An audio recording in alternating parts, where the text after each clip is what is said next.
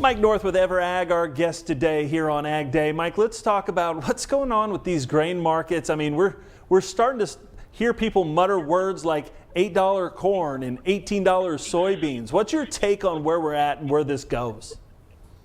Well, it's no surprise that those are the numbers being thrown around, given the fact that it was the 2012 highs, and we are incredibly dry.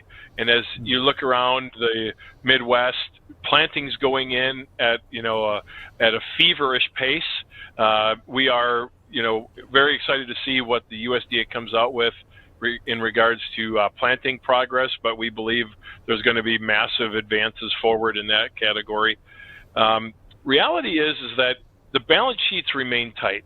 And there's one truth about old crop corn and soybeans, and that is you can't make any more of it. It's done.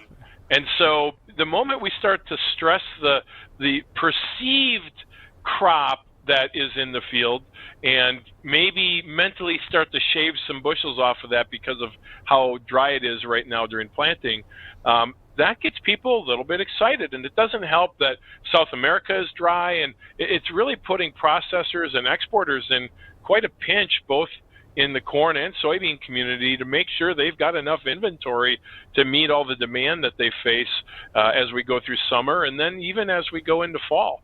So we've had a heck of a bid in our market, but it's an incredibly volatile time. So, as you look at these types of prices, they can come in a flash and leave just as quickly. But when you're staring at corn prices that have already hit $7.50 in this spot May contract, you don't have to stretch your mind too far to talk about $8 corn. And the same is true with soybeans at 16. It's not that big of a push in a market that's as volatile as that is.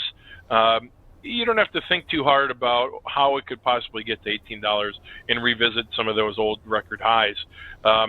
It's really going to depend, I think, in how we go forward with weather as to if we can get there or not, and then how big of an inflationary concern still exists as we walk our way through some of these stimulus packages. Yeah, absolutely. Something we're keeping an eye on really close here on Ag Day. Appreciate it. Thanks so much, Mike. Really appreciate you being here. We'll be back with more Ag Day coming up in just a minute.